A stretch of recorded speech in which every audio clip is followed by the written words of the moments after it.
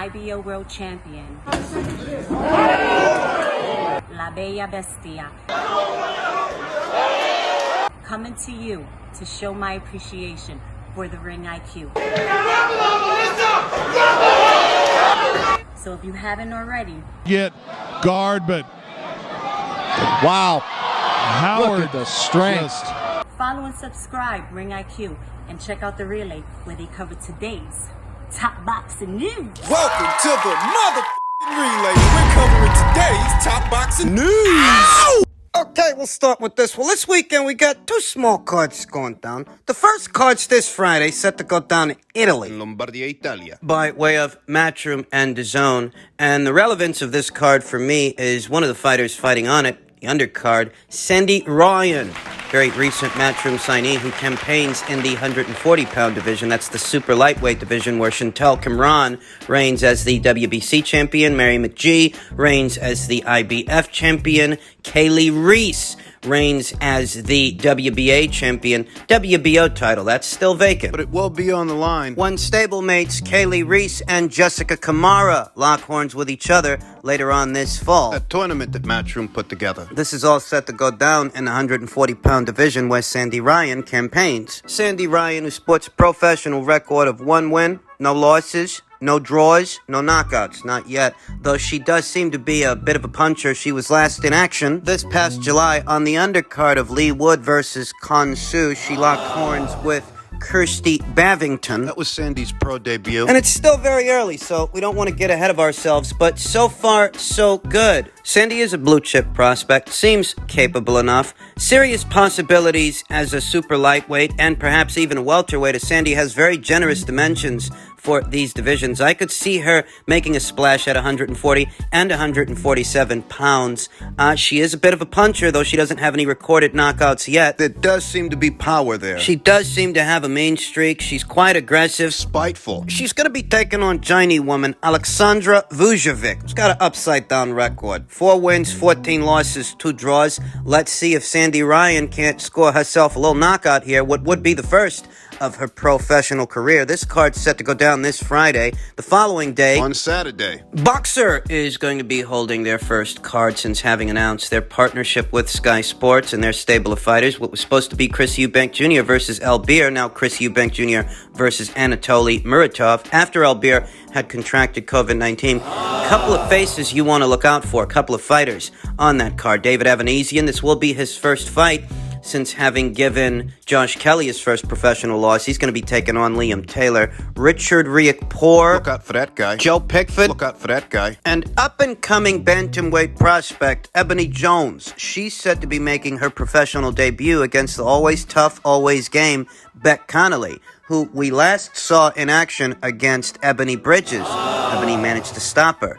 And we'll see if Ebony Jones... We'll see if she can do something similar. what she can do to have that same kind of success. We still don't know about any U.S. broadcasting partner for these Boxer cards. I mean, the feeling was when Sky and Boxer made their big announcement, their initial announcement, that afterwards there'd be a separate announcement detailing a broadcast partner here in the United States for the fight fans in America to be able to see some of these Boxer cards. Because Top Rank climbed into bed with Sky and they've got some kind of transatlantic deal to show Top Rank cards in the United Kingdom, one was left to assume that the same might be true in reverse, that Sky Sports cards might be shown here in America on ESPN or ESPN Plus. As it stands, we've heard no such announcement. Don't know that by the time that this video is uploaded, perhaps that information will be made available, because right now I don't know how an American audience is supposed to watch any of these cards. And while that might not be immediately relevant to a card like this one, a small one, you know, Chris Eubank Jr. versus Anatoly Muratov, while Americans might not be clawing at their faces to see that card and see that fight,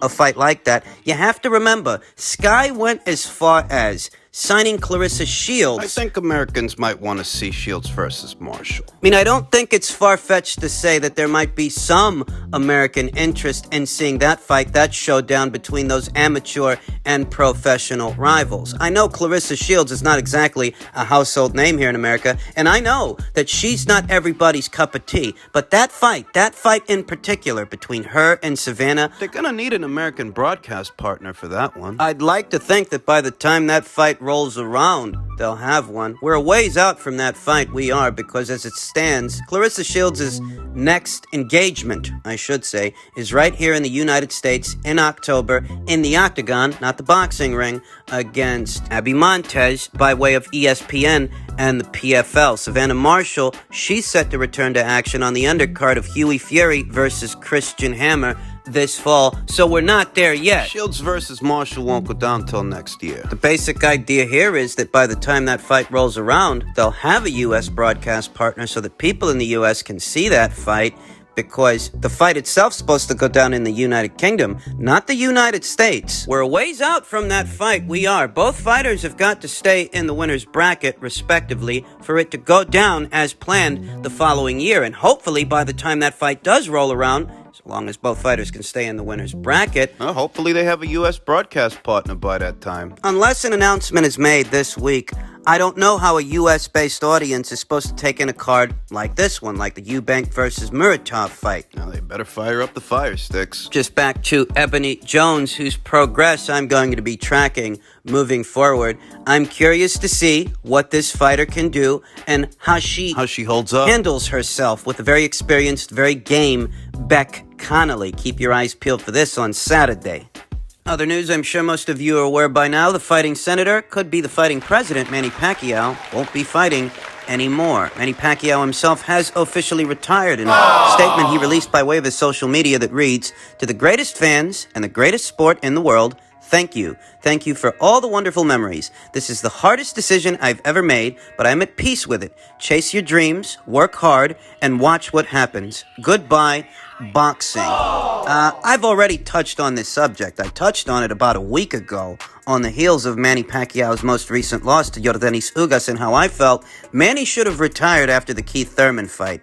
That would have been ideal. In the thick of the pandemic last year, that would have been the ideal time to call it a career, though things are seldom ever ideal in the sport of boxing, and Manny Pacquiao is just the latest fighter to overstay his welcome. I say this because Manny could have retired off a win instead of a loss. He could have retired as a champion instead of a challenger. The Ugas fight that he took on short notice. Yordenis Ugas, who ahead of that fight was the reigning WBA champion after Manny was stripped by the WBA due to inactivity. Ugas was the younger guy. Ugas was the bigger guy. And Manny Pacquiao, being the legendary fighter that he is, he took on this opponent on short notice. We all know it was supposed to be Errol Spence Jr. Manny didn't let the fight fizzle out. He gave the fans one more fight before he capped off his career. However, I would have liked to have seen Manny's swan song have a fairy tale ending. I would have preferred that he retired off a W instead of a loss. This is a fight that didn't have to happen, but it did. It was one fight too many, and in this sport, you see that a lot. Well, they won't have Manny's name to clout chase anymore. I've said that before. That's the silver lining in all of this. These young guys,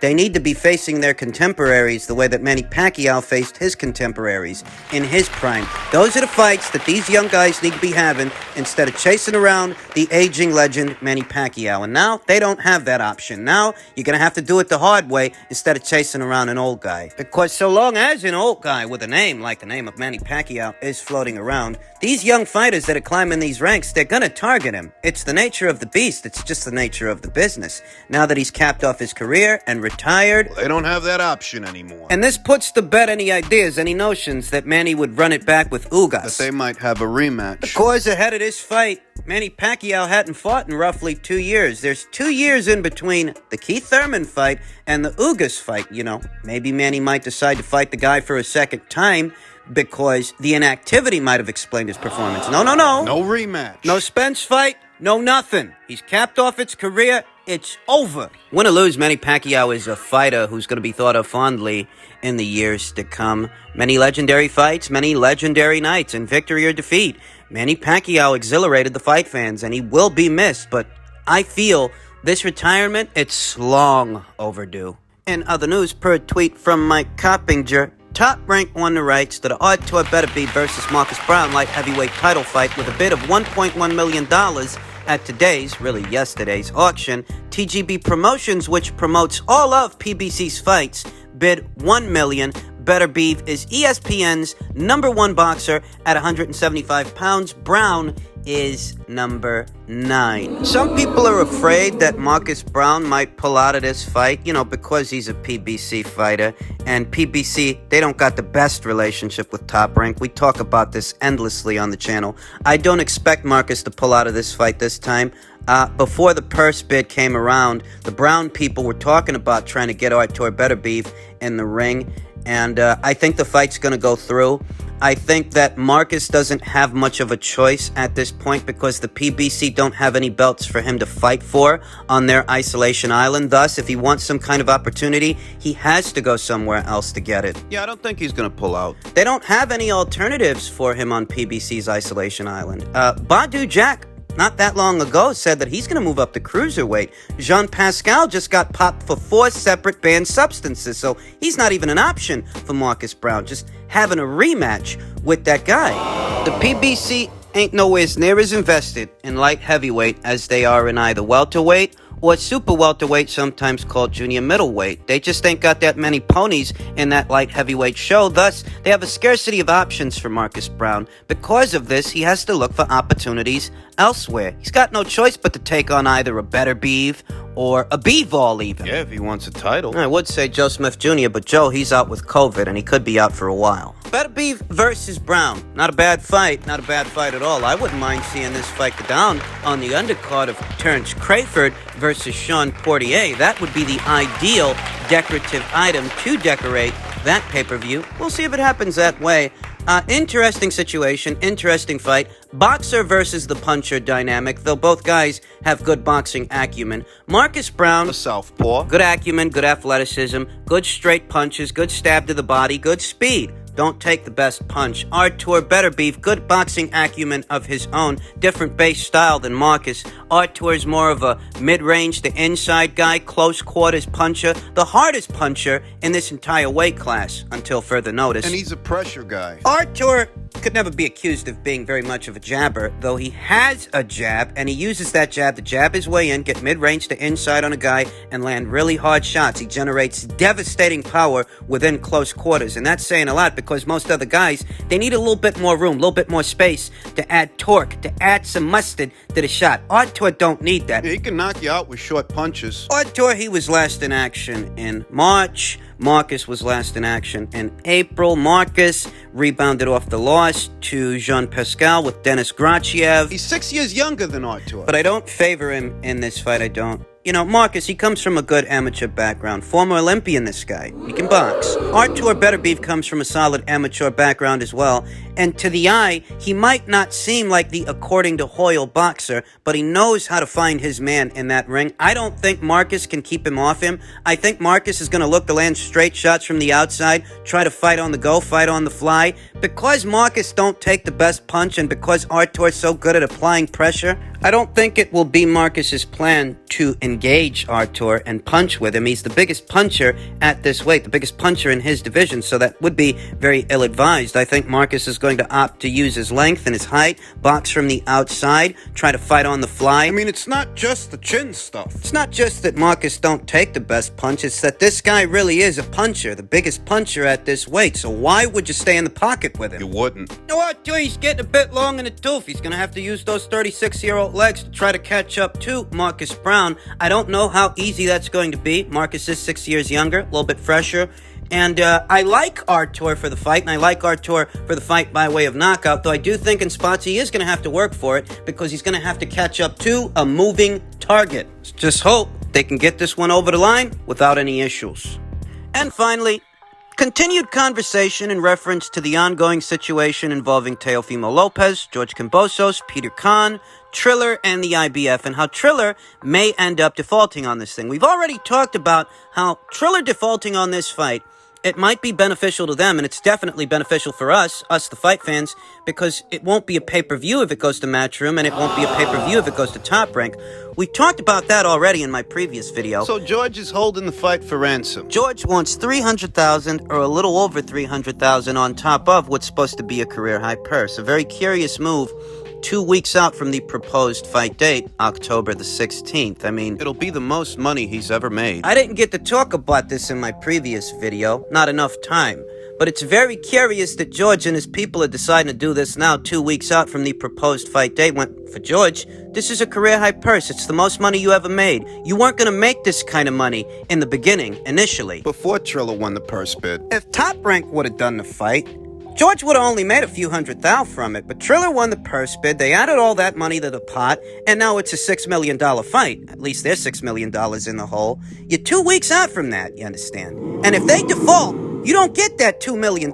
You're willing to gamble that for an extra $300,000? You, your manager, Peter Kahn, who was one of the executives over there at Triller up until very recently. Enough wasn't made of that, you know. Enough wasn't made of Peter Kahn acting as both an executive at Triller and a manager for one of the fighters being George Kambosos Jr. Now, very recently, Peter parted ways with Triller. He's no longer an executive there, but he's still involved in this fight. Ryan Kavanaugh described this entire situation as a shakedown, and on the face of it, looks that way. Looks like Peter is using George to hold the fight for Ransom. We don't know why Peter Kahn decided to part ways with Triller. We don't know why he stepped down as one of their executives. Why specifically? Did Triller fail to pay him for services rendered? Did the people over there, Triller, owe Peter Kahn some money? And is that why he decided to leave? And is that why he is now, on behalf of his fighter, seeking more money? He's just trying to get what they owe him? Because on the face of it, it does look like Peter and George are trying to stick it to Triller. They're trying to stick it to him.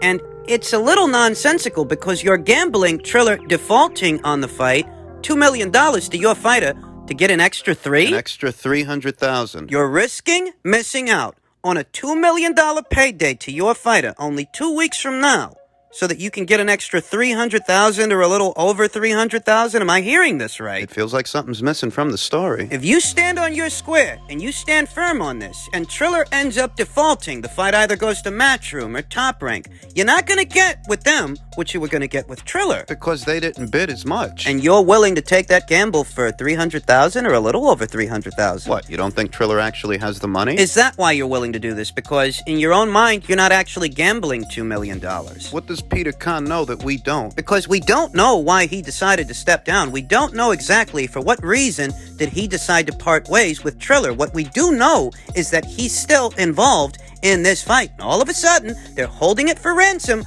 for a little over $300,000. The timing of Peter's departure from Triller was impeccable.